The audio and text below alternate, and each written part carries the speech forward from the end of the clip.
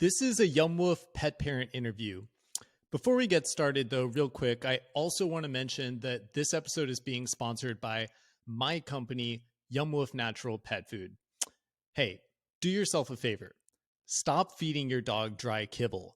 It's made of inflammatory ingredients that literally tear cells apart inside your dog's body. I cannot stress enough how bad it is. Switch to an all-natural, air-dried food with non-GMO ingredients, USDA meat, and organic coconut oil, something that's actually going to calm your dog's inflammation, especially if they have health issues. Okay, on to the episode. Yumwoof.com. All right, we're back here with Jodie Meadows, one of my favorite new friends and a content creator and dog mom on Instagram. Before we get started, Jodie, could you just give them your Instagram handle? Because they're definitely going to want it after this interview. Oh, yes, of course. So it's just Joko Travels, Joko Travels. Joko Travels, easy enough. Yes. So the topic that we're going to be talking about here today is how to travel with your dog. And I know that this is something that you personally know a lot about. And so we're just going to do like a little bit of a rapid fire Q&A. And I want to start with, first of all, what is the coolest place that you and your dog have been so far? Okay, so at the top of that list would have to be Lone Rock Beach. It was after we had just traveled like thousands of miles all the way to Arizona. We came into Arizona and it was just like pouring snow all of a sudden. We were like, where did this come from? And so we spent the night, waited out the storm. We leave the next morning really early and we head down to Lone Rock Beach. It was just like an hour or two away from Flagstaff, Arizona. And we pull up and it was just like a total vibe. It was like, we have arrived. We are here after all the stress and all the craziness.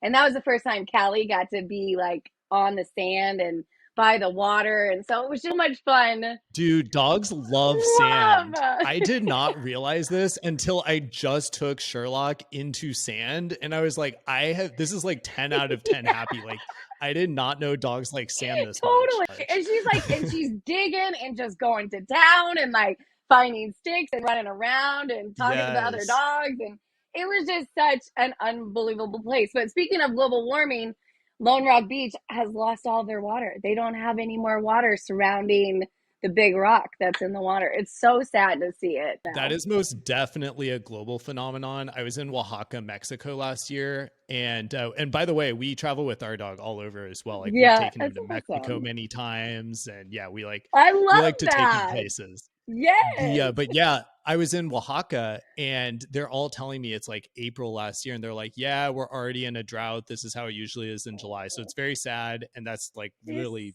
just like not even the only story. It's like truly global. But is this place you were, is that near Sedona? Zion. I'm trying to think of what Kanab. That was the town it was near. Yeah. And it's right on the line of like Arizona and Utah. Oh. Like right on the state line. And we didn't know that Arizona didn't do daylight savings. So like our phones kept flipping back and forth between time. And we're like, what is going on? And then we found out that they don't do daylight savings time. You must have been like, I'm literally entering a cosmic universe. Like things are messed up. I didn't know There's what no was going on. Water in the river. And we got stuck. As soon as we showed up, we got stuck in the sand because I have to get an epic spot, with all the pictures and all the stuff. Wait, did you take your RV in there? We took the RV. Well, and everybody does. That's kind of like the thing, And like people were going all the way down. But again, this was like the first time we had ever towed our RV like ourselves. So we are going into this completely blind. I mean, my husband does know how to drive trailers and does stuff like that for work. But this is it's our home. So that's a pressure in itself, and so yeah, it was a mess. Dang. That's like the modern Oregon Trail. Anyone who's watched 1883 knows what I'm talking about here, or played the video game when we were growing up. Okay, next question. What, Jodie, is the most dangerous place you have been with your dog? I have come to this realization very recently. And I think I have to say that it is Texas, in South Texas to be specific. Like, I have seen alligators, I've seen snakes. The owner of this RV park said there's wild hogs that like hang out in the backyard over here. Like, She was like, just Wait, be wild careful. hogs are a risk? Wild hogs. And I haven't seen one yet because I'm definitely going to take a picture of that thing. But I'm kind of looking forward to it as long as it stays away from my dog. Yeah, well, hopefully they allow hunting of wild boar out there, because that sounds like it could also be a tasty dinner for all my paleo friends out there. Right. All right, question. No, and I'm gonna have to be careful about that too, because I'm here in Austin. I mean, in our backyard is right up against a bunch of nature, and like Oh. sometimes we'll hear coyotes, like a Ooh. pack of five. There was one night that we're still like, this is really sad, like 70% sure that it actually ate a small dog, like five of No. them. We're not positive, but just like by the sound of it, it's very scary. And Sherlock's Oh, a that would small be. dog. He only weighs 17 pounds. So luckily we have a big fence, but we've seen one right behind our Yeah. backyard. Like that's how we first learned that they're out there. That's terrifying. Oh my God. The thing that really gets me though is I feel like coyotes are actually very beautiful Oh, animals. Like absolutely. I honestly think they're beautiful, and so Yeah. I'm just like, I'm afraid how much I love you, because it's kind of Because like they that try to hot hug girl that you you. like in high school, but like breaks your heart. Like that's a coyote. Exactly right. I love that. Okay, question number 3.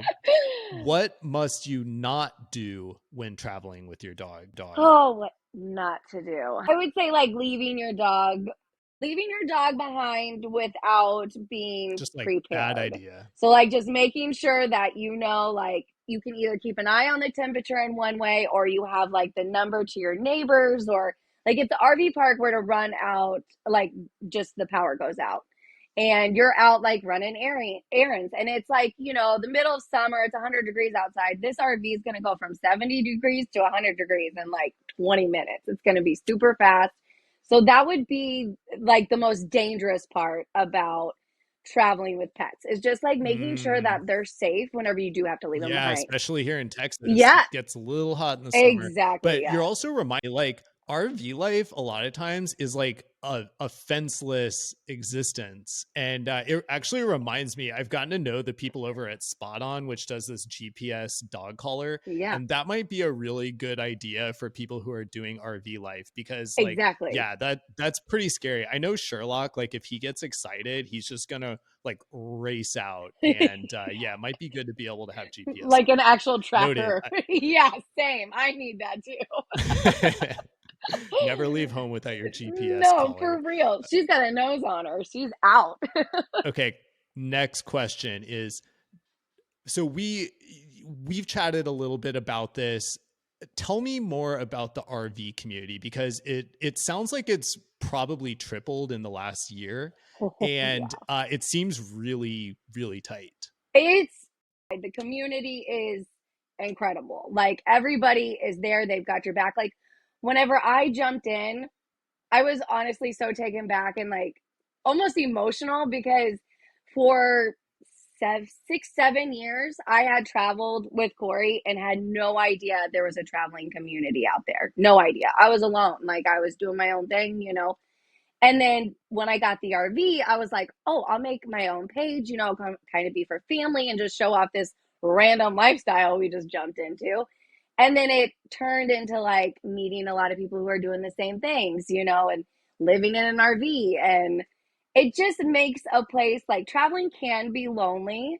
You don't see as family as much and your friends as much. You're kind of just like who your immediate You family is. barely have an address. Yeah, exactly. For real. Like, that changes all the time.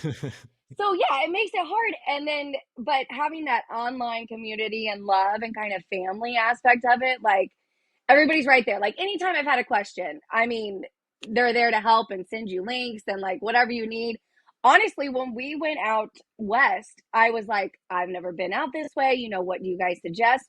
They planned out that entire trip for me. I swear to God. Like I wrote down the places, I looked them up, and then like whichever ones I liked most, I put them in the list, but they were all recommended from RVers. I mean, it was wicked. That reminds me, when we were moving from Las Vegas to Austin, my friend who's obsessed with Marfa, Texas, recommended that we visit there. So I was like, Yeah. okay, yeah, like sounds cool. I've always Yeah. wanted to go. Marfa is awesome. Like highly, highly recommend. El Cosmico is definitely a place to stay if you're RV life. I gotta write that down. And But he sent me a list of like 12 places that we need to visit while we're out there. And I was like, dude, we're there for one night. Like, I can't go. But we didn't make most of the list. But oh my gosh, when I walked into this Sotol bar, like most of the city, you actually would drive through it and you would just be like, okay, this is like another Little lame town, Texas yeah. town. No offense to Texas. I live here, Yeah. love Texas. But like, a small They have Texas their town usually areas. just has like a Dairy Yeah, Queen and maybe like absolutely. McDonald's, and there's not much to see. The thing about this town is like it kind of looks Yeah. like that, but the second you walk in anywhere, you're like, oh my It's god, this is wicked. this is like what Austin used to be 10 years ago. That's It's cool. very, very See, Marfa cool. was on our list. Isn't Marfa the one that has like the Prada store and stuff like out in the middle of the desert? You can like do photo shoots and stuff out there. Isn't that where that's at? Yeah, It is, and we might have to do a meetileup out I'm there. down. Funny enough, as I get to know so many people in this community, I'm realizing how many live in Texas and have dogs. So, yeah, Hilarious. Yumwoof might have to do Like a a meetup. Marfa So, meetup. anyone interested in that, email Yes, me and I let me know. like it. Okay, next question, because this is really supposed to be Yeah. about you. So, Jodie, what's your next trip? Oh, okay. So I've had my eye on Oregon. What is it? They call it the PNW, Pacific Northwest, right? Yeah. I think they call it Yeah. that. Yeah. And go to This is a trip Seattle, but I'm dying to do as well. oh, right. It just sounds so epic. Like if we could just cut over, go up the coast of California, go up to Oregon, just kind of like spend our time up in there. Like I've seen videos on online and it looks like they're on a totally different continent. Like, they got the really tall mountains and the big trees and it's just the beaches. I mean, it's just so magical. I'm like, I need to go Yeah, there. yeah. It seems like all of the best nature is in the Yes. PNW. And I realized this around 2016 when I would be on Instagram and I would see the most epic place ever. And then I would be like, okay, where is that? And it was like always Yeah. there. So very high on my list. I have heard only go in the summer. Okay, because it's rainy and stuff and crummy and probably cold as yeah. Right now, I bet it's cold. Yeah, it gets a little the time to go is in the summer. Yeah, So maybe plan it after then. Marfa we'll plan a second trip Yeah, there. right. All right.